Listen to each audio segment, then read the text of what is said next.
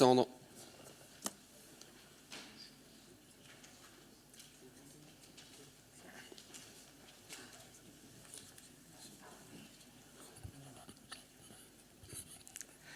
Monsieur le Président, Monsieur le Vice-président, chers collègues, les enjeux sont d'emblée clairement définis. Assurer le renouvellement des générations d'agriculteurs tout en accélérant la transition agroécologique. Mais ce rapport témoigne aussi de l'attachement majeur de notre collectivité régionale à notre agriculture, aux femmes et hommes qui la font vivre, qui y travaillent, qui assurent l'apport alimentaire vital des populations.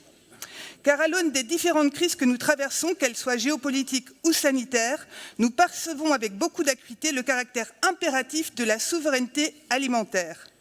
Sans la production agricole, sans le travail des agriculteurs, c'est simple, on meurt de faim. Donc, l'agriculture ne peut être considérée sous le seul prisme économique comme productrice de matières premières, mais bien comme un maillon essentiel à la vie. Or, ce maillon se fragilise et ce rapport dresse un constat sans appel. Une installation est réalisée pour 3 départs à la retraite et cette érosion de la démographie agricole engendre de perspectives inquiétantes. Outre l'insécurité alimentaire, elle met en jeu la pérennité de notre modèle breton, ancré sur des petites exploitations, de la polyculture-élevage, générateur d'emplois stables, laissant place à de vastes exploitations financiarisées, surcapitalisées, avec des impacts humains, environnementaux, économiques considérables. Nous avançons donc vers un objectif clair, déterminé, objectivable. Il nous faut garantir le renouvellement des générations et se saisir de cette opportunité pour se projeter vers des agricultures soutenables. Pour ce faire, Arnaud Lécuyer a initié ces états généraux dont nous saluons la méthode.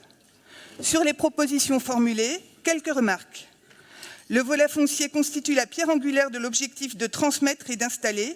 La mise en œuvre des politiques publiques pour renforcer les outils de régulation et de partage du foncier agricole est essentielle et les propositions formulées sont pertinentes. Tout ce qui contribue à améliorer la connaissance du monde agricole et la structuration de la formation est également à souligner, en particulier la création du pass classe agricole, et nous appelons toutefois à la vigilance sur le soutien à la formation publique trop faiblement représentée. Le travail avec les EPCI sur la mise en place des réseaux agricoles et alimentaires sera précieux, avec une analyse fine des besoins et des ressources des territoires. L'ensemble des mesures contribuant au soutien des installations et transmissions nous paraît adapté, avec une demande d'attention particulière aux agricultrices, souvent promotrices de pratiques vertueuses et encore trop peu représentées. Et enfin, la volonté forte de maintenir le modèle breton, l'ambition affirmée de transition agroécologique constituent les socles essentiels de cette feuille de route et dans le contexte, la transition est indispensable. En effet, elle utilise les écosystèmes comme facteurs de production tout en garantissant leur capacité de renouvellement. Elle préserve les ressources naturelles, renforce la biodiversité, réduit les émissions de GES comme l'utilisation des biocides. Nous voyons ici un véritable soutien aux démarches favorables à l'environnement, engagées par les agriculteurs et une gestion de proximité des mesures de transition agricole pour une meilleure prise en considération des spécificités territoriales.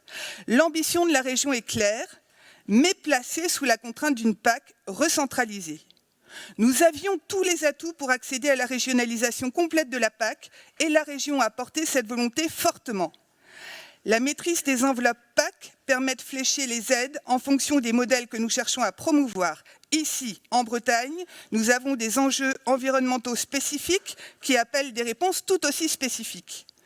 Le portage du premier pilier nous aurait permis de soutenir le modèle breton d'exploitation familiale avec un paiement redistributif renforcé qui garantit un soutien accru aux petites et moyennes exploitations et avec des aides minimales conditionnées au statut d'agriculteur actif, encadré, qui permettent de s'extraire de la seule considération surfacique. Et de la même façon, le MAEC et l'aide à l'agriculture biologique constituent les outils majeurs du second pilier de la PAC pour accompagner le changement des pratiques agricoles au service de l'environnement. Le programme a connu un succès indéniable en Bretagne en infléchissant sensiblement les pratiques sur notre territoire. La recentralisation de PAC est donc incompréhensible et si nous ne sommes pas totalement démunis, les leviers nécessaires à notre politique s'en trouvent amoindris dans un contexte environnemental dégradé. Cette recentralisation prend effet dans quelques jours. mais se termine en 2027. Et 2027, c'est demain.